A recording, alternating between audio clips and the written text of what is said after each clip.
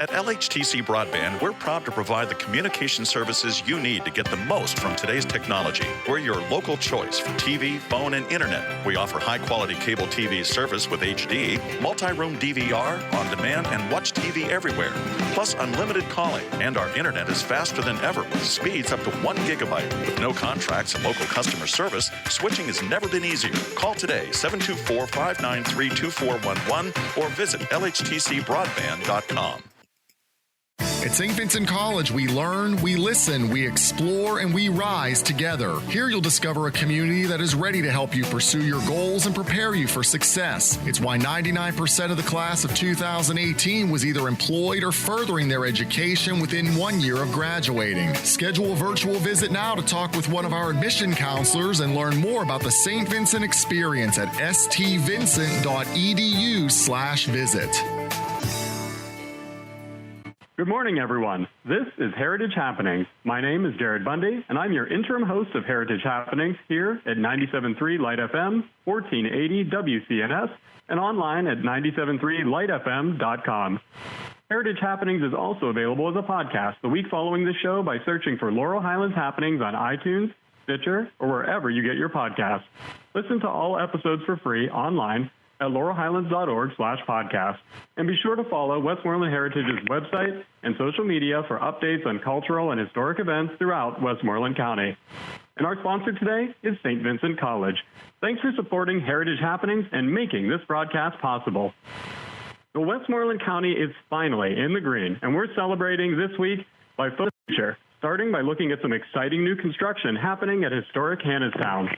Then, we'll discuss an Eagle Scout restoration project happening at Westmoreland Historical Society.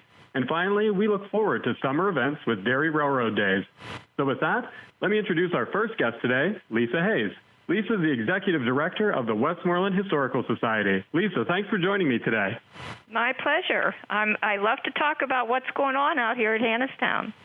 Wonderful. So let's jump right into it. You know, there's so much going on at Historic Hannistown with you reopening last week. The Antiques and Collectibles Market is resuming.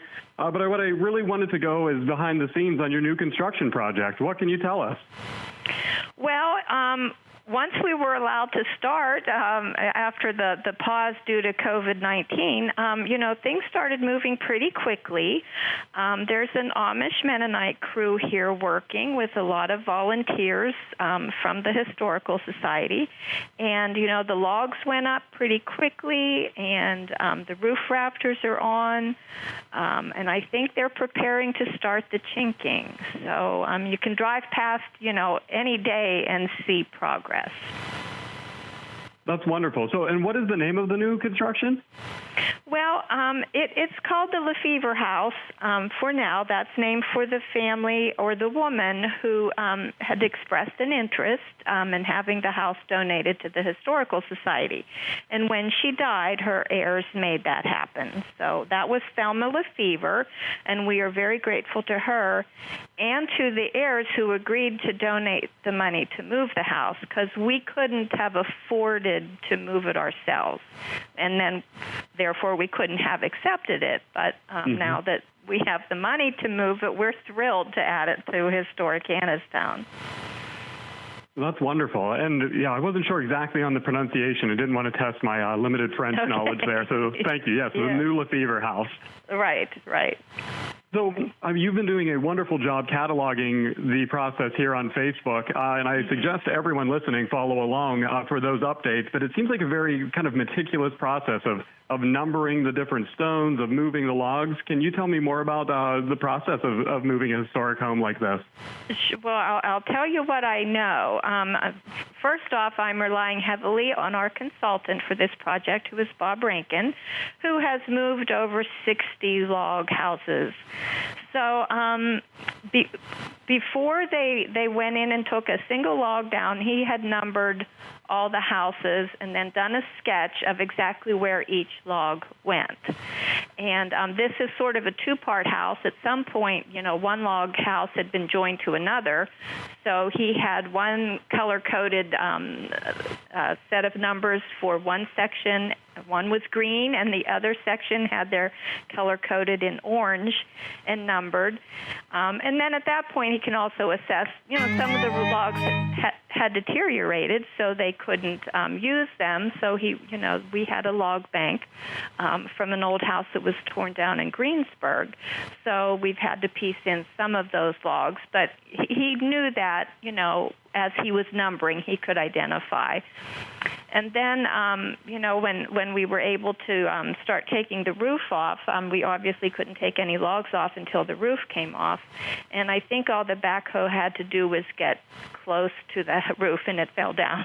so the roof came right down, and once the roof was down, they could start removing the logs. That didn't happen on the same day, but they just start picking those logs off one by one from the top down, and it was quite interesting. As most of these things go, the first log was the most difficult, but once you get the first one off, and you just sort of, then it proceeded rather quickly.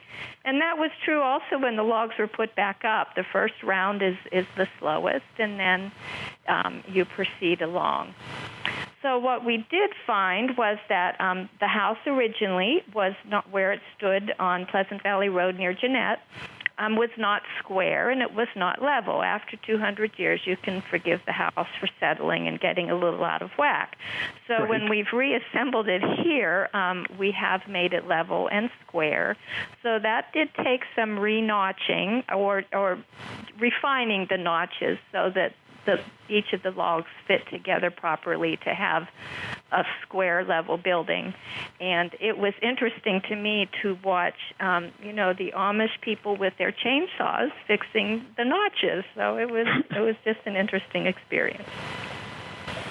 Yeah, that is not the first thing that would come to mind. No. Would be using a chainsaw for that project. It goes a lot faster with a chainsaw.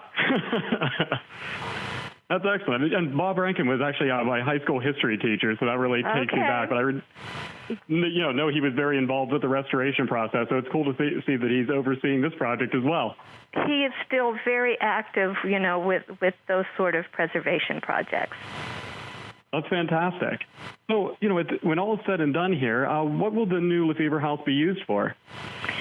Well, primarily or initially, it is helping us to enhance the partially recreated 1773 village to more closely reflect its 18th century appearance.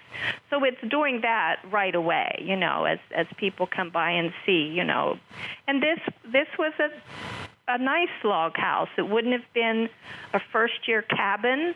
This would have been a log house built by, someone who was established and willing to invest a little time and money into their home. And there was a lot of economic diversity on the frontier. So, it certainly fits in with the nature of the site.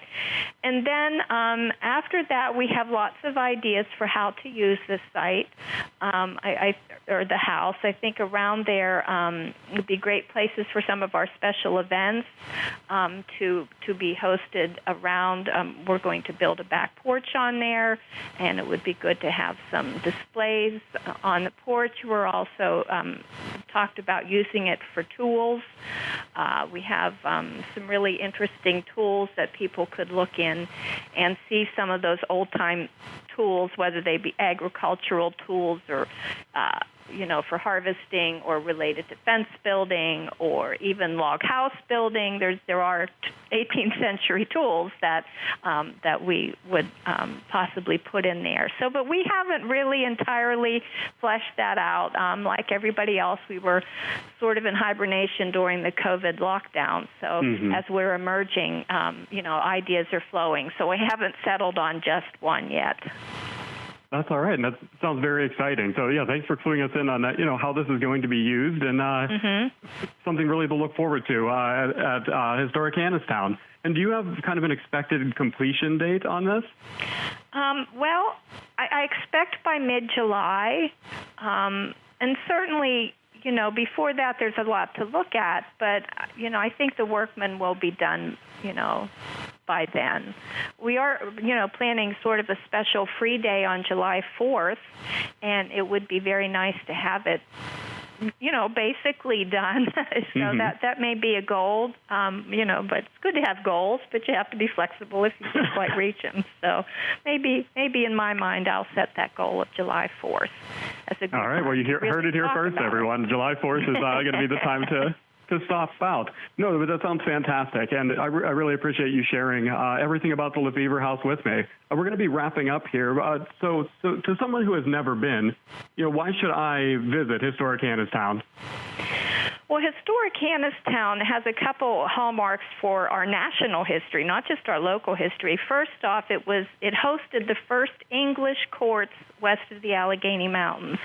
Hannistown served as the first county seat of Westmoreland when Westmoreland County encompassed all of southwestern Pennsylvania. So as such, we hosted the first English court. So there's a lot of history of the justice system in America here.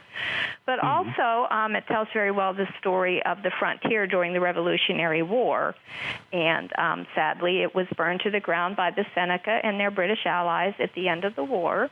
And that's why everything that's here now is a reconstruction or a log house such as LeFevre that has been moved here from another location as we gradually reconstruct that village.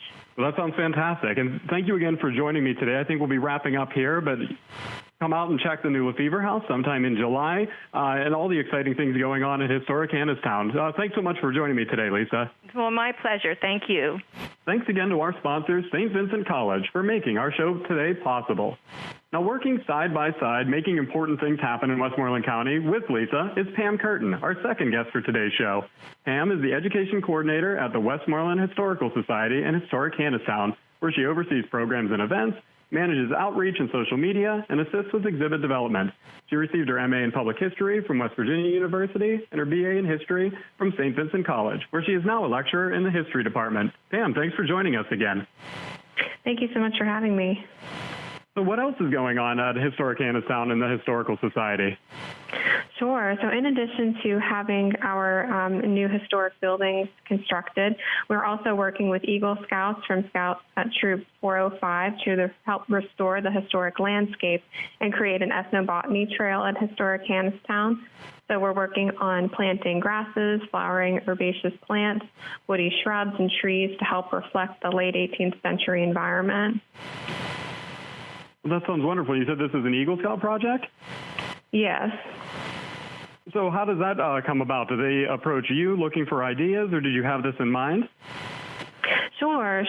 So it was, kind of a natural collaboration. We have had Eagle Scouts work with us in the past, and we kind of, just through word of mouth, were able to connect with two scouts, Adam and Jim, who are both working on two separate projects, but that are kind of side by side with one another.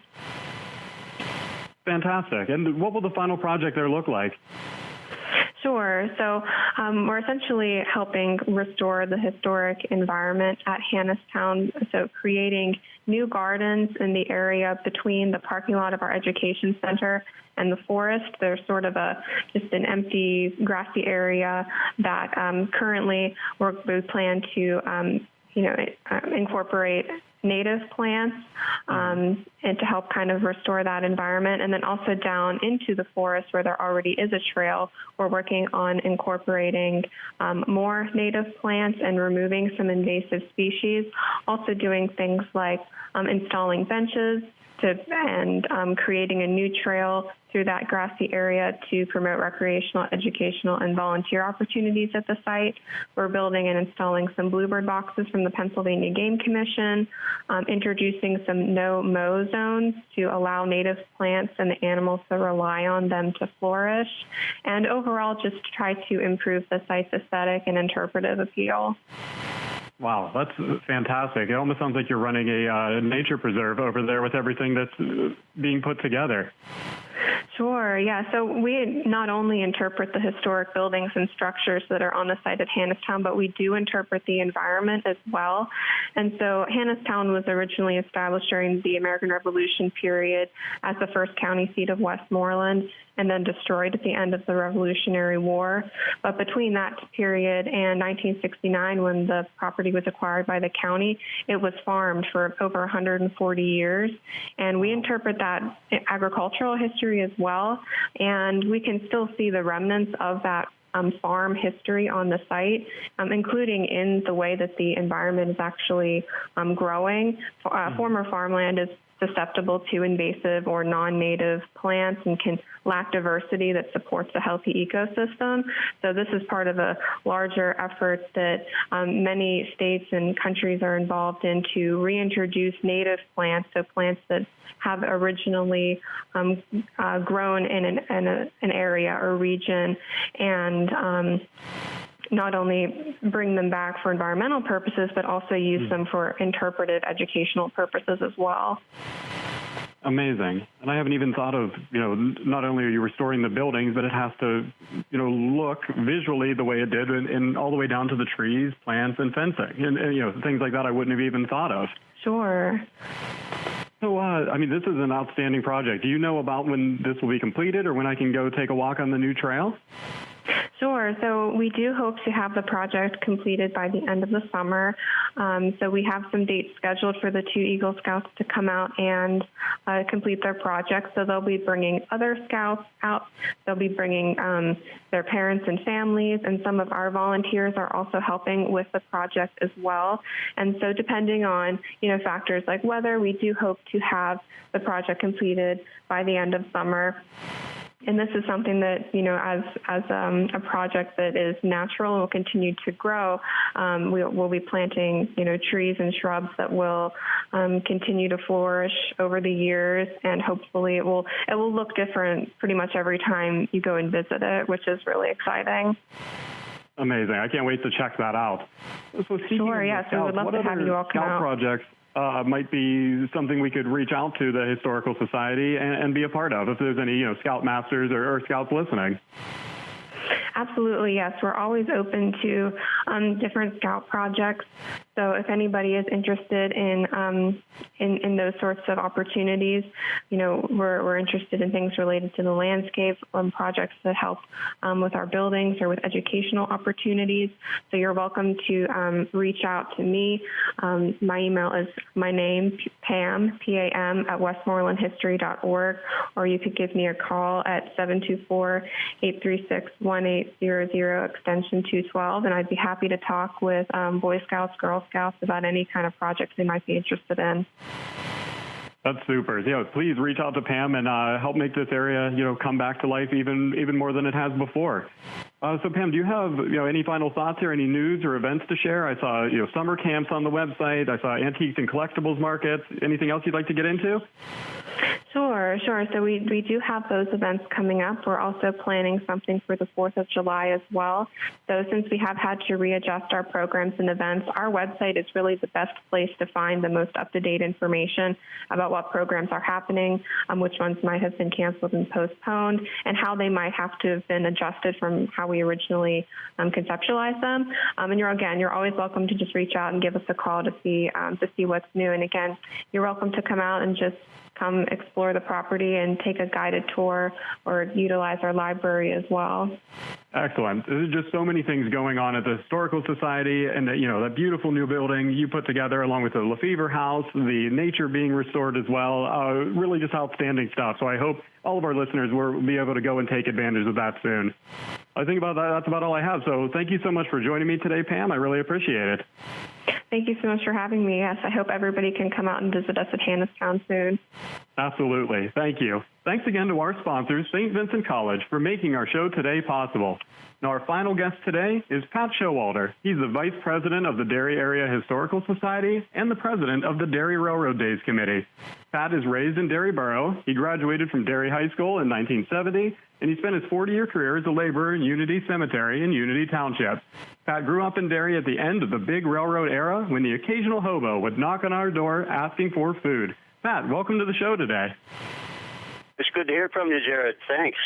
Yeah, of course. No, as a Derry graduate myself, my parents always told me about the importance of the railroad. We went to Railroad Days pretty much every year. But there's probably a lot I don't know about Derry's history with the railroad. Where should we begin with that? Well, let's see, back at the original Derry, PA was a workplace with the roundhouse servicing the steam engines. And they also had a wrecking crew to be dispatched east and west to clear up tracks from derailments and what have you. And gradually, the town grew up around the service area. Excellent. And one thing I've never really understood was why Derry? Why did they pick Derry? Why not Latrobe? Why not Greensburg? Why was that particular spot chosen? Halfway between Altoona and Pittsburgh, for some reason, I don't know if it had to do with the grade or the epicenter between the 2 points, I'm not sure. But it was chosen, I think Latrobe was busy with other jobs, what have you. Mm-hmm. And so for some reason it was chosen as a service area before it was a town. Excellent. And the town really built up around that roundhouse, didn't it? Can you tell us kind of like the growth and maybe the heyday of the town of Derry? 1881 was when it was incorporated. Of course, the railroad came through in 1852 or 54 during that era. So it took a while for the place to grow to the point of being incorporated.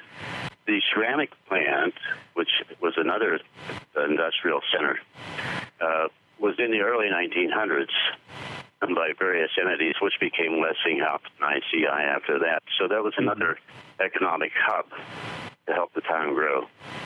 And I had an uncle that worked at ICI, and that was still, kind of winding down during my childhood. But I think my parents always talked about kind of the town being a little bit different with like some roller skating rinks and movie theaters and things like that aren't there today. Can you walk us through maybe what Main Street might have looked like at the height of Derry?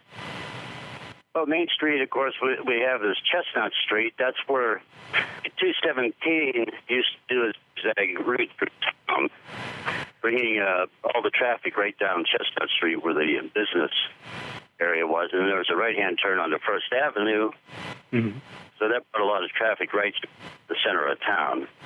Then over and went to the other side of the bridge on the north side, and there was also stores there, taking advantage of the traffic from 217 until 1965.